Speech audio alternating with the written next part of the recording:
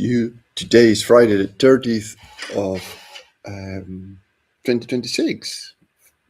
January, right. So January the 30th. So we are almost done with January 2026. But by the way, my name is Francisco Gaffney, and this is my daily streaming all about governance, risk, compliance, and advisory boards.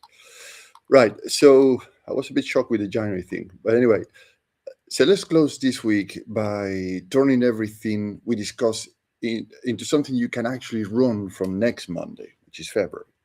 So this week so far, to illustrate the cases that I mentioned, I'm using a digital media publishing group focused on gamers, trading card games enthusiasts, and entertaining news. So it's a live listed company in the London Stock Exchange.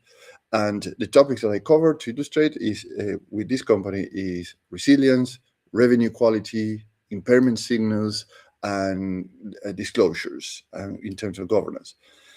Because if you're a listed company, your narrative is not marketing, it is an accountability test, if you may. So today I will discuss what good governance looks like during a turnaround, which is the case of these companies, including how they frame risk, choose KPIs investors can trust, and maintain consistent disclosures while their operating model is still changing. And I mentioned that the management of this company positions the groups as a focused on the digital media division as a route to profitability. So while maintaining some connection to legacy esports related interests, they still working towards the profitability on the digital media division.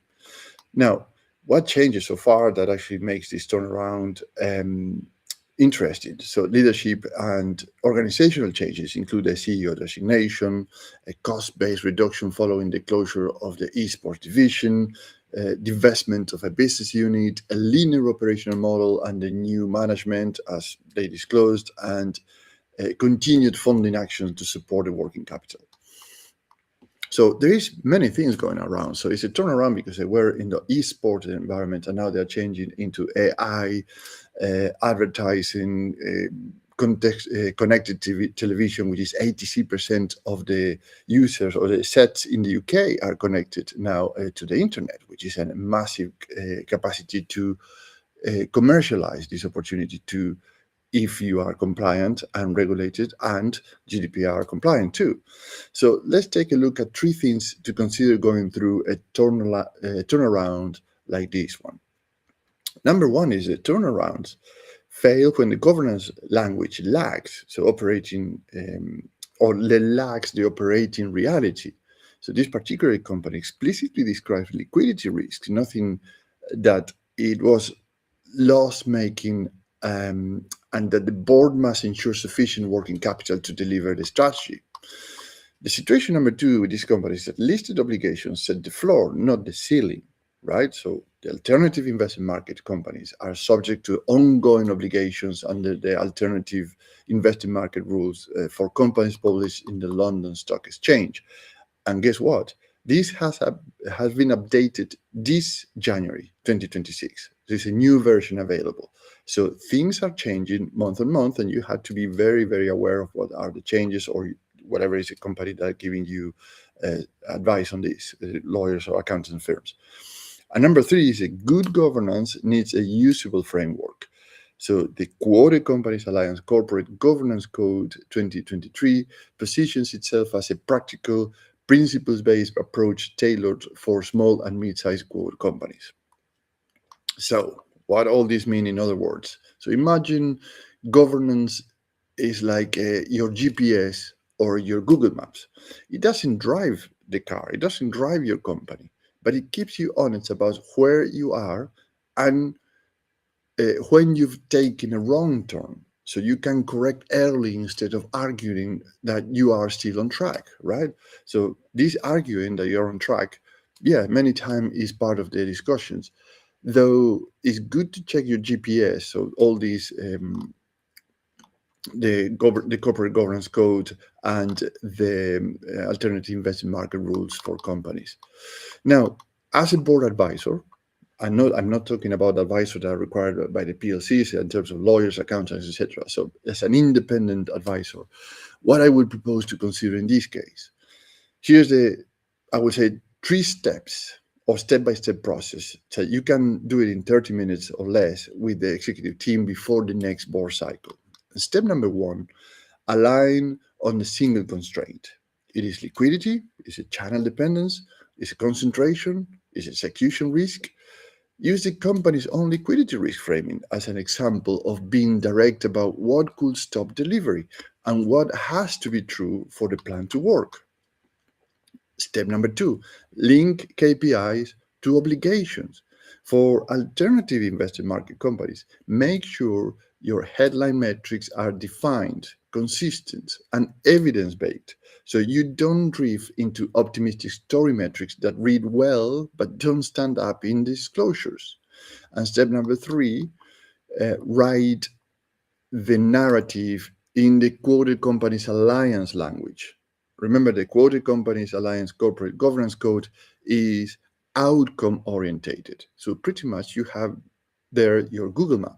So write principle, board action, evidence, results, and next risks. So that structure travels well with investors. Remember, you are required to add share value or investor value as part of the management team and the board of directors.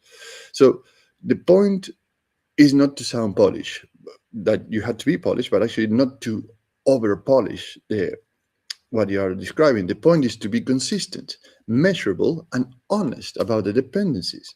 So if you are pivoting, for example, this major company pivoting from esports to AI products and licensing or a new advertising technology, the board should be able to say what is under their control, what is in partnership, and what is still uncertain. And remember, we discussed uncertainty is part of every business and every marketplace. So acknowledging that there are uncertainties and disclosing them very earlier is a very good evidence tracking of your intents.